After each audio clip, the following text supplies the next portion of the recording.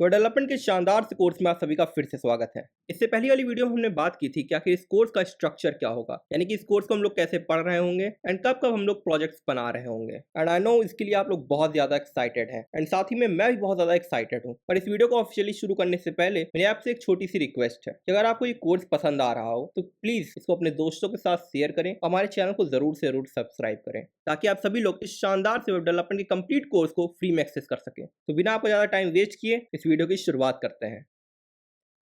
तो सबसे पहले हम बात करते हैं कि आज की इस वीडियो में हम लोग आखिर सीखने क्या वाले हैं।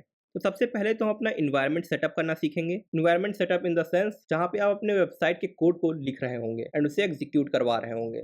एंड एक बार अपने इन्वायरमेंट सेटअप को कंप्लीट करने के बाद हम डायरेक्टली अपनी HTML की स्किल को सीखना शुरू कर देंगे। एंड अगर हम HTML की बात कर ही रहे हैं तो मैं आपको बता दूं कि आज की वीडियो में बेसिकली हम लोग बात करेंगे कि आखिर HTML है क्या, हम लोग HTML की फाइल को कैसे क्रिएट कर सकते हैं एंड साथ में आखिर टैग होते क्या हैं। ये कुछ बेसिक्स होंगे आपके HTML के, इनके ऊपर बात करेंगे। ओके, तो यहाँ पे सबसे पहले बात करते हैं इन्वायरमेंट सेटअप की। अब देखो, जब तक तुम लोग एक इन्वायरमेंट को सेटअप नहीं करोगे, environment setup in the sense कि जहां पर आप अपने वेब डेवलपमेंट के कोड को लिख रहे होगे और उसे एग्जीक्यूट करवा रहे होगे। एंड जिन्हें नहीं पता मैं उन्हें बता दूं कि जहां पर हम अपने कोड को लिखते हैं और उसे एग्जीक्यूट करवाते हैं उसे हम लोग बेसिकली कोड एडिटर कहते हैं। तो सबसे पहले हमें एक कोड एडिटर को डाउनलोड करना पड़ेगा और इस कोर्स में जो हम लोग कोड एडिटर यूज करेंगे वो है VS कोड। ये एक बहुत ही ज्यादा शानदार कोड एडिटर है क्योंकि ये हमें बहुत सारे एडवांस फीचर्स प्रोवाइड करता है। एंड मैं यहाँ पे रिकमेंड करूंगा, मैं ही नहीं बल्कि आप किसी भी वेब डेवलपर से जाके पूछ लें, वो हमेशा आपको VS कोड यूज करने के लिए ही रिकमेंड करेगा क्योंकि जो हमें फीचर्स प्रोवाइड करता है, जो हमें एक्सटेंशंस प्रोवाइड करता है और जो हमें कस्टमाइजेशन करने की पावर प्रोवाइड करता है, इट्स जस्ट वाओ।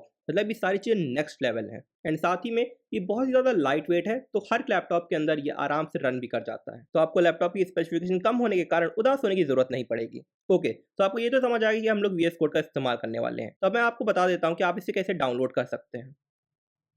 अपने सिस्टम में VS कोड को डाउनलोड करने के लिए आप सिंपली अपने किसी फेवरेट ब्राउजर को ओपन कर लें। यहाँ पे मैं क्रोम का इस्तेमाल कर रहा हूँ। एंड एक बार जब आप अपने ब्राउजर को ओपन कर लें तो इसके सर्च बार में टाइप करें VS कोड। यहाँ पे आपको पहली वेबसाइट मिल रही होगी विजुअल स्टूडियो कोड के नाम से। आपको इसके अंदर एंटर कर जाना है। एंड एक बार जब आप इस वेबसाइट में आ जाएंगे तो देखिए आपको यहाँ पे एक ऑप्शन दिखाई दे रहा होगा डाउनलोड फॉर मैक OS। अब क्योंकि मेरा सिस्टम जो है वो मैक है, यहाँ पर मैक OS लिख के आ रहा होगा। अगर आपका विंडोज है तो यहाँ पे लिख के आएगा डाउनलोड फॉर विंडोज। ठीक है, तो आपको सिंपली बस इसके ऊपर क्लिक कर देना है। एक बार जैसे ही आप इसके ऊपर क्लिक करेंगे तो आपकी डाउनलोडिंग ऑटोमेटिकली स्टार्ट कर देगा। इन मैक की आपसे पूछेगा कि आप कहाँ पे अपनी फाइल को सेव करना चाहते हैं, तो आप डायरेक्ट यहाँ से अपनी लोकेशन को डिसाइड कर सकते हैं। मैं यहाँ पे डाउनलोड के अंदर इसको डाउनलोड करूंगा। एंड एक बार इसकी लोकेशन सेलेक्ट करने के बाद आपको सेव के ऊपर क्लिक कर देना है। जैसे आप सेव के ऊपर क्लिक करेंगे डाउनलोडिंग ऑटोमेटिकली स्टार्ट कर देगा। अब क्योंकि मेरे पास ऑलरेडी VS कोड पड़ा हुआ है तो मैं डाउनलोड नहीं कर रहा हूँ इसको, आप लोग डाउनलोड कर लेना। एंड एक बार इसको डाउनलोड करने के बाद जैसे आप अपने सिस्टम में किसी भी गेम को इंस्टॉल करते हैं, सेम उसी तरह आप इसको भी इंस्टॉल कर सकते हैं। अब मैं आपको VS कोड का स्ट्रक्चर दिखा देता हूँ एंड साथ ही में उसे कुछ बेसिक फंक्शंस को भी आपको समझा देता हूँ ताकि फ्यूचर में उसे यूज़ करने में आपको कोई प्रॉब्लम ना हो। उसके लिए सबसे पहले हम अपने VS कोड को ओपन कर लेते हैं।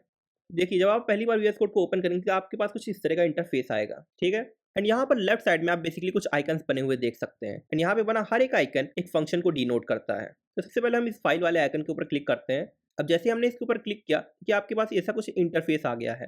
अब हम फ्यूचर में जितनी भी फोल्डर्स और फाइल्स बनाएंगे वो बेसिकली यहीं पर दिखाई देंगी। ठीक है, अब ये तो था पहला फीचर जो आपको समझना था कि कहाँ पे बेसिकली आपकी फाइल्स या फिर फोल्डर जो आप बनाएंगे वो दिखाई देंगे। दूसरा जो फंक्शन आपको समझना है वो है एक्सटेंशंस। फ्यूचर में हम बहुत सारे एक्सटेंशंस यूज करने वाले हैं। Extensions in the sense basically कुछ प्री डिफाइंड टूल्स होते हैं जो कि हमें बहुत सारे फंक्शंस प्रोवाइड कर रहे होते हैं। एंड इन फ्यूचर अगर हम किसी एक्सटेंशन को इस्तेमाल कर रहे होंगे तो हम लोग उसे यहीं से डाउनलोड करेंगे। ओके, तो हमने अपने इन्वायरमेंट को सेटअप कर लिया है। तो हम बात करते हैं अपने इस कोर्स की सबसे पहली स्किल जो कि है HTML की। अब यहाँ से ऑफिशियली हम लोग अपने HTML की स्किल को सीखना शुरू कर रहे होंगे। सबसे पहले हमें समझना होगा कि आखिर HTML है क्या, व्हाट इज HTML।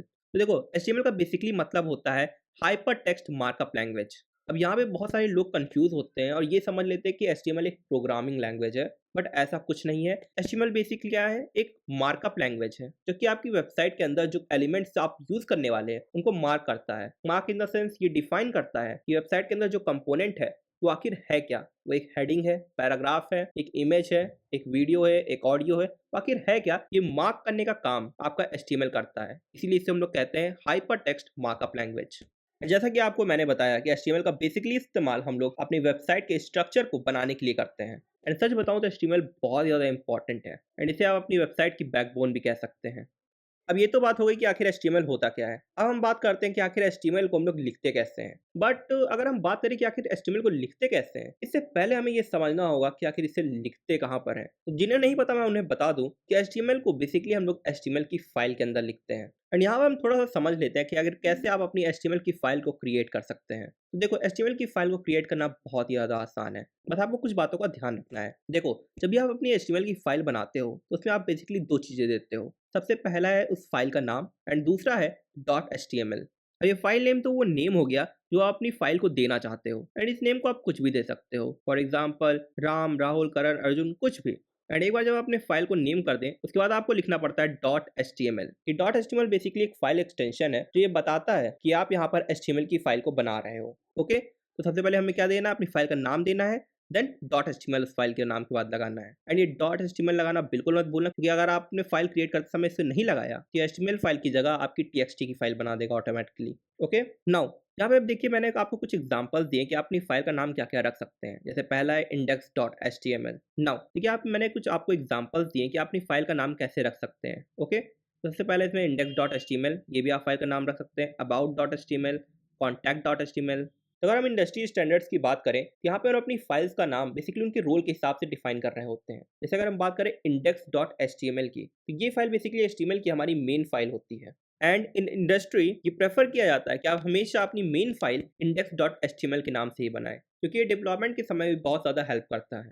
दूसरा, अगर आप अपनी फाइल के अंदर कुछ और फाइल्स बनाना चाहते हैं, फॉर एग्जांपल अगर आप HTML की ऐसी फाइल बनाना चाहते हैं जिसके अंदर आप बेसिकली अपनी वेबसाइट के अबाउट सेक्शन के पेज को डिजाइन कर रहे हो, देन आप about dot H T M L का इस्तेमाल करेंगे। एंड वहीं पे अगर आप कॉन्टैक्ट पेज बना रहे हैं, देन आप contact dot H T M L का इस्तेमाल कर रहे होंगे।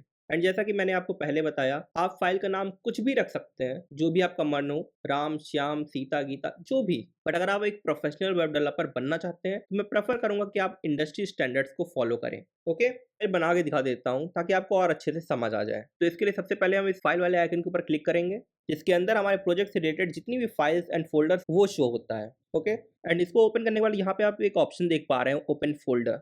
एज पर इंडस्ट्री स्टैंडर्ड्स आप अपनी फाइल को कहीं पे भी नहीं बना रहे होते हो, आप अपनी फाइल को बेसिकली एक फोल्डर के अंदर ही बना रहे होते हो।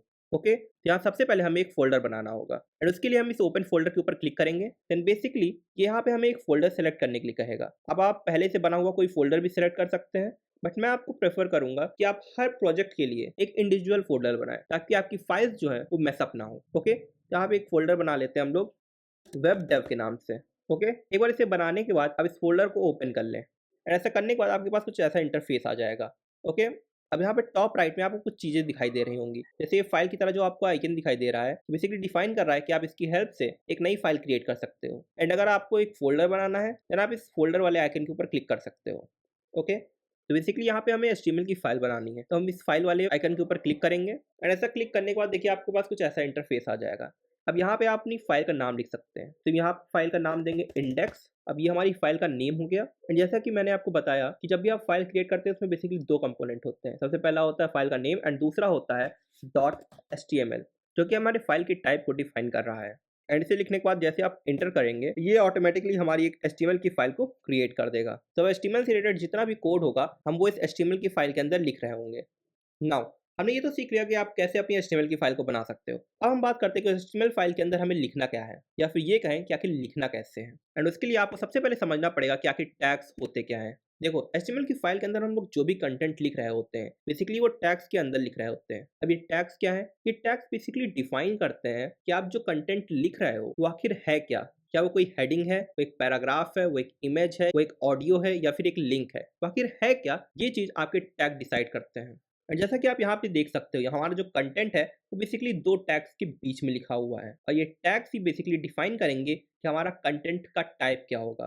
वो एक हेडिंग होगा, पैराग्राफ होगा, इमेज होगा, क्या होगा, ये हमारे टैग्स आखिरी में डिसाइड कर रहे होंगे।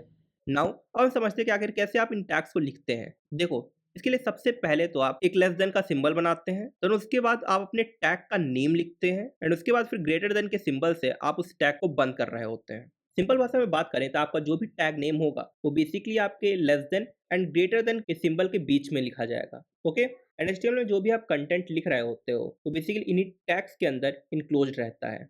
देखिए यहाँ पे सबसे पहले आप अपने टैग को डिफाइन करते हो या फिर वो टैग किस टाइप का है, एंड ये बेसिकली हमारा ओपनिंग टैग होता है। Opening tag in the sense कि इसके बाद आप अपने कंटेंट को लिखना शुरू कर सकते हो, एंड जब आप उस पर्टिकुलर कंटेंट को लिख लेते हो देन आप एक क्लोजिंग टैग लगाते हो, जो कि ये बताता है कि यहाँ पे आपका कंटेंट खत्म हो रहा है। एंड अगर आप इन दोनों टैग्स को ध्यान से देखो तो ओपनिंग टैग और क्लोजिंग टैग में बस थोड़ा सा डिफरेंस है।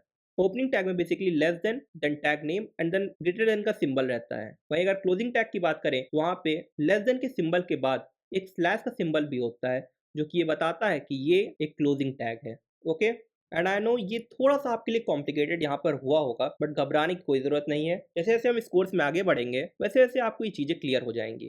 तो एक बार हम यहाँ पे प्रैक्टिकली लिख के देख लेते हैं कि आखिर कैसे हम अपने टैग्स को बना रहे होंगे। तो सबसे पहले यहाँ पे हम यूज़ करेंगे अपना लेस देन का सिंबल, देन उसके बाद हम लोग अपनी टैग का नेम लिख रहे होंगे। फॉर एग्जाम्पल हम इस टैग का नेम पी रख रहे हैं। एचटीएमएल के अंदर पी का बेसिकली मतलब होता है पैराग्राफ। तो एक बार पी लिखने के बाद हम इसे ग्रेटर देन सिंबल से बंद कर देंगे। अब क्योंकि यहाँ पे मैं एक एक्सटेंशन का यूज कर रहा हूँ इसलिए यहाँ पे ऑटोमेटिकली हमारा टैग जो है क्लोज हो गया है। तो अभी के लिए मैं इसको हटा देता हूँ। देखो यहाँ पे हमारा जो पी है वो less than and greater than symbol के अंदर इनक्लोज्ड है, तो इसे हम लोग क्या पढ़ेंगे, पी टैग पढ़ेंगे। तो ये तो हो गया हमारा ओपनिंग टैग। एंड एक बार जब हम अपने ओपनिंग टैग को लिख लेते हैं देन उसके बाद हम अपने कंटेंट को लिखते हैं। मान लीजिए मैं यहाँ पे लिख दूं subscribe to our YouTube channel, and जिन्होंने अभी तक सब्सक्राइब नहीं किया प्लीज जाके सब्सक्राइब करो जल्दी जल्दी जल्दी। ओके, तो एक बार जब आप अपने कंटेंट को लिख लें देन उसके बाद बारी आती है अपने टैग को क्लोज करने की। एंड इसके लिए सबसे पहले हम लोग लिखते हैं less than symbol, then slash, then P जो हमारा टैग का नेम था, and then greater than symbol. तो आप सब यहाँ पे देख सकते हो कि हमने बेसिकली अपना पहला HTML का कोड लिख लिया है। एंड इसे देखते के साथ ही आप लोग समझ सकते हो कि कितना ज़्यादा आसान है। एंड आई नो टाइम बहुत ज़्यादा हो रहा है, बट जाने से पहले मैं आपको दिखाना चाहता हूँ ये चीज आपके ब्राउजर में कैसे दिखेगी। एंड इस HTML फाइल को वेबसाइट पर देखने के लिए आपको सबसे पहले VS कोड के अंदर एक एक्सटेंशन को डाउनलोड करना पड़ेगा जिसका नाम है लाइव सर्वर। इसको डाउनलोड करने के लिए हम यहाँ पे एक्सटेंशन के ऊपर आ जाते हैं। एंड यहाँ पे आपको सर्च करना होगा लाइव सर्वर। एक बार आपको सर्च करेंगे तो आपके पास देखिए ये एक लाइव सर्वर नाम का एक टूल आ जाएगा। एंड अभी क्योंकि मेरा यहाँ पे इंस्टॉल है तो यहाँ पे यूनिस्टॉल दिखा रहा होगा, आपका इंस्टॉल नहीं होगा अभी तक। यहाँ पे आपको इंस्टॉल का सिंबल बन के आ रहा होगा, आप इसके ऊपर क्लिक करेंगे देन ये आपके VS कोड के अंदर इंस्टॉल हो जाएगा। एक बार जब आप इसको इंस्टॉल कर लेंगे तो अपनी फाइल के ऊपर वापस से आ जाएंगे। एंड यहाँ पे गौर करना कि आपके VS कोड के बॉटम लेफ्ट साइड में यहाँ पे एक आपको सिंबल दिखाई दे रहा होगा गो लाइव करके। ये गो लाइव बेसिकली आपका लाइव सर्वर से ही आ रहा है। एंड इसके ऊपर जब आप जैसे ही क्लिक करोगे कि आपकी HTML की फाइल को आपके ब्राउजर के अंदर रन करा देगा। देखो हमने अपनी फाइल के अंदर क्या लिखा था, subscribe to our YouTube channel, and वो सेम चीज आपके ब्राउजर के अंदर भी दिखाई दे रही है, subscribe to our YouTube channel. So congratulation to all of you कि आपने अपना पहला HTML का कोड लिख लिया है। सो आज की वीडियो में बस इतना ही। अगर आपको ये वीडियो पसंद आई हो तो हमारी वीडियो को लाइक और हमारे चैनल को सब्सक्राइब करना मत भूलना। एंड आपसे मेरी पर्सनली एक रिक्वेस्ट है कि अगर आपको ये कोर्स पसंद आ रहा हो तो प्लीज़ इसे अपने दोस्तों के साथ भी शेयर करें ताकि वो भी इस अमेजिंग वेब डेवलपमेंट के कोर्स को देखकर एक प्रोफेशनल वेब डेवलपर बन पाए। ओके, तो अब हम मिलेंगे अपनी अगली वीडियो में, तब तक के लिए बाय बाय।